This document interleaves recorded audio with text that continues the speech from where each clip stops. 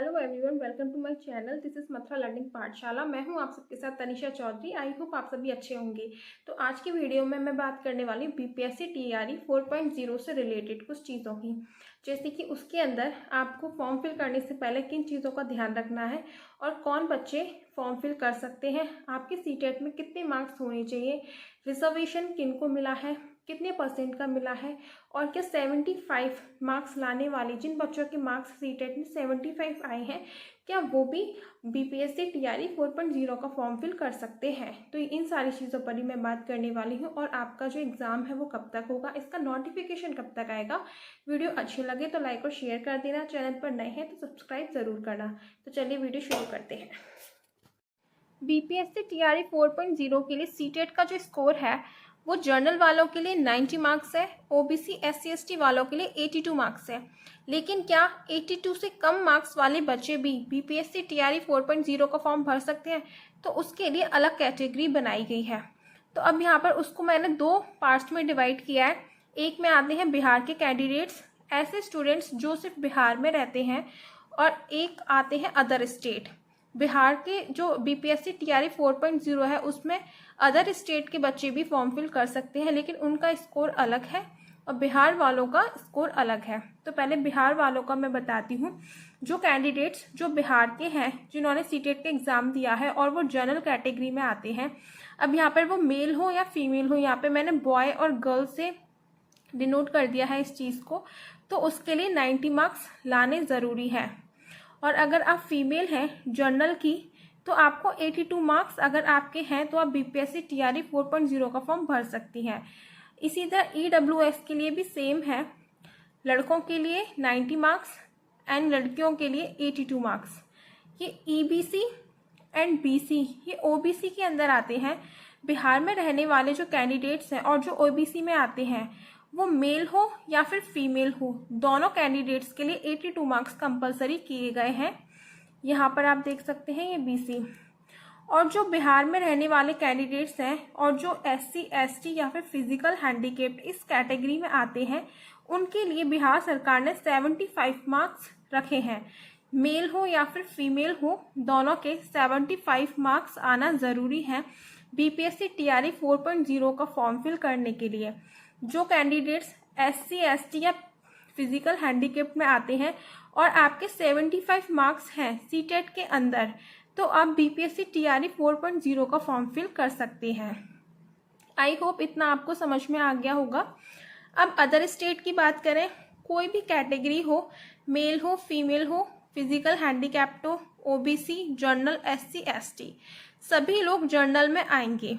बाहर की स्टेट के जितने भी कैंडिडेट्स हैं, अगर वो बीपीएससी में बिहार में अगर अपना फॉर्म फिल करते हैं तो सबके लिए 90 नंबर कंपलसरी हैं। अगर आप सबके 90 मार्क्स हैं सीटेट में, तभी आप बीपीएससी टीआरई 4.0 का फॉर्म फिल कर सकते हैं। ये आप ध्यान से सुन लीजिए। अदर स्टेट के स्टूडेंट्स अगर बिहार में फॉर्म फिल करते हैं तो सीटेट में उनके 90 या 90 से ऊपर नंबर ही होना ज़रूरी है। ठीक है, ये जो छूट दी गई है ये बिहार के कैंडिडेट्स के लिए दी गई है। बिहार में महिलाओं को 5% की छूट दी गई है। जैसा कि आप यहाँ देख रहे हैं, अगर आप जनरल कैटेगरी से हैं तो मेल के लिए 90 है और फीमेल के लिए 82 मार्क्स हैं, इस तरह से। लेकिन अदर स्टेट वालों के लिए कोई भी छूट नहीं दी गई है। अब बात करते हैं रिजर्वेशन की। रिजर्वेशन किसको दिया गया है? तो रिजर्वेशन दिया गया है ओनली फॉर बिहार कैंडिडेट्स, जो लोग बिहार में रहते हैं। रिजर्वेशन जो छूट दी गई है वो सिर्फ बिहार वालों के लिए है, अदर स्टेट के बच्चों के लिए कोई भी छूट नहीं दी गई।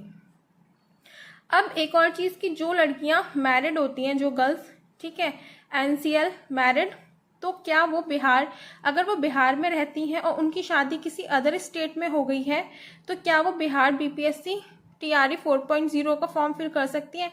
और अदर स्टेट की गर्ल्स की शादी अगर बिहार में हो गई है तो क्या वो फॉर्म फिल कर सकती है? तो उनको किस तरह से करना है? तो यहाँ पर देखिए, जो लड़कियाँ बिहार में रहती हैं और उनकी शादी अदर स्टेट में हो गई है, ठीक है, तो आप बीपीएससी का फॉर्म फिल कर सकती हैं, क्योंकि इसके लिए आपको एनसीएल लगाना पड़ता है और एनसीएल आपके पेरेंट्स के एड्रेस पर ही बनता है। तो जो लड़कियां बिहार की हैं, बिहार में रहती थीं और उनकी शादी बाहर हो गई है, तो जब उनका एनसीएल बनेगा तो उनके पेरेंट्स के घर पर ही बनेगा, घर के एड्रेस पर ही बनेगा और वही उस फॉर्म में लगाया जाएगा। तो आप बीपीएससी टीआरई 4.0 का फॉर्म फिल कर सकती हैं।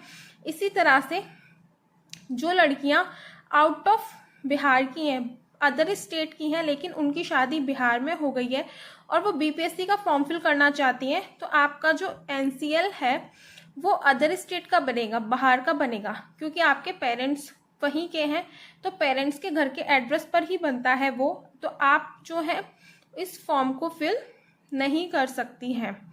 ठीक है, इसमें ये डिफरेंस होता है। एनसीएल में महिलाओं को थोड़ी छूट दी गई है। अब अपेयरिंग कैंडिडेट्स में क्या कि जैसे कि जिन बच्चों ने अभी डीएलएड या बीएड में एडमिशन लिया है और जस्ट सीटेट आ गया और आपने सीटेट का फॉर्म फिल कर दिया, आपका सीटेट भी पास हो गया, तो क्या आपका सीटेट वैलिड है? तो आपका सीटेट तो वैलिड हो जाएगा, लेकिन आप बीपीएससी का फॉर्म नहीं फिल कर पाएंगे, बीपीएससी टीआरई 4.0 का फॉर्म फिल नहीं कर पाएंगे। ऐसा इसलिए क्योंकि आपका सीटेट तो वैलिड हो जाएगा, लेकिन बीपीएससी टीआरई 4.0 का फॉर्म फिल करने के लिए आपके पास बीएड का और डीएलएड, आपने जो भी डिग्री आप कर रहे हैं उसकी आपके पास मार्कशीट होनी चाहिए, सीटेट का पूरा प्रॉपर आपके पास वैलिड मार्कशीट होनी चाहिए। ये सारी चीज़ें फॉर्म में लगाई जाती हैं। अगर आप अपेयरिंग कैंडिडेट्स हैं तो आपके पास बीएड और डीएलएड की मार्कशीट तो अभी नहीं होगी, तो इसलिए आप ये फॉर्म फिल नहीं कर सकते। लेकिन हाँ, अगर आपने सीटेट अपना पास कर लिया है बीएड और डीएलएड करते टाइम, तो आपका जो सीटेट है वो वैलिड हो जाएगा। आप बीपीएससी टीआरई के लिए तभी एप्लीकेबल होंगे जब आपकी बीएड और डीएलएड की जो मार्कशीट है, आपके एग्ज़ाम हो जाएंगे, आपके पास मार्कशीट आ जाएगी, तभी आप इस फॉर्म को फिल कर सकते हैं। अब एनआईओएस क्या है? एनआईओएस की जो मान्यता है वो आपको पता है कि रद्द कर दी गई है, सुप्रीम कोर्ट के द्वारा मान्यता रद्द कर दी गई है। तो एनआईओएस वाले जो बच्चे हैं जिनके पास डिग्री एनआईओएस की है, तो वो बच्चे भी बीपीएससी में फॉर्म फिल नहीं कर सकते हैं ये। और बीपीएससी में आप कितनी बार दे सकते हैं, बीपीएससी कितने मौके दिए जाते हैं बीपीएससी के लिए? तो पहले 3 थे, अब 3 से 5 कर दिए गए हैं। तो मतलब कि आप 5 बार ये एग्ज़ाम दे सकते हैं। लेकिन मैं आपसे यही कहूँगी कि आप जब भी फॉर्म फिल करते हैं आप यही सोचिए कि ये आपका लास्ट अटैम्प्ट है और इसके बाद आपको कोई मौका नहीं मिलने वाला है। तो आप लास्ट अटैम्प्ट सोच के पूरी मेहनत करिए, पूरी मेहनत के साथ अपना पेपर दीजिए और एक ही बार में इस पेपर को निकालने की कोशिश करिए। बीपीएससी का नोटिफिकेशन, बीपीएससी टीआरई 4.0 का नोटिफिकेशन आपको सितंबर में देखने को मिल जाएगा और इसका एक जो एग्ज़ाम है वो आपका दिसंबर तक हो जाएगा। और अगर कोई कन्फ्यूज़न हो तो आप मुझसे पूछ सकते हैं कमेंट्स के थ्रू। और छोटी सी वीडियो मैंने इस पर बनाई थी कि ये सारे आप कैटेगरी वाइज हैं कि बिहार के जो कैंडिडेट्स हैं उनके लिए है सीटेट में कितने मार्क्स आपके होने चाहिए कि आप फॉर्म फिल कर सकते हैं, और अदर स्टेट के लिए कोई भी छूट नहीं है, सबके 90 नंबर होने चाहिए सीटेट में, तभी आप फॉर्म फिल कर पाएंगे बीपीएससी टीआरई 4.0 का। 75 मार्क्स SC ST और हैंडीकैप्ड जो बच्चे हैं, फिजिकल हैंडीकैप्ड, उनके लिए बोले गए हैं। ये रिजर्वेशन ओनली बिहार कैंडिडेट्स के लिए। मैरिड फीमेल का मैंने बता ही दिया है, जो लड़कियां बिहार की हैं और बाहर शादी हो गई है तो वो उनका एनसीएल उनके माता पिता के घर के एड्रेस पर बनेगा, तो इसलिए वो फॉर्म फिल कर सकती हैं। बाकी जो लड़कियां बाहर की स्टेट के बिहार में आकर उनकी शादी हुई है तो वो नहीं। बाकी एनआईओएस एंड अपेयरिंग कैंडिडेट्स का भी आई होप आपको समझ आ गया होगा। तो वीडियो छोटी सी है और इन्फॉर्मेटिव लगे तो लाइक और शेयर कर देना, सब्सक्राइब कर देना अगर पहली बार आए हैं तो। और नेक्स्ट वीडियो में सीटेट की तैयारी करने के लिए और बीपीएससी की तैयारी करने के लिए जिनका सब्जेक्ट एसएसटी है या फिर सीटेट सीडीपी के लिए आप चैनल को सब्सक्राइब कर सकते हैं। मेरी और भी वीडियोज़ आपको इस चैनल पर मिलेंगी। तो आज की वीडियो में बस इतना ही। Thank you for watching.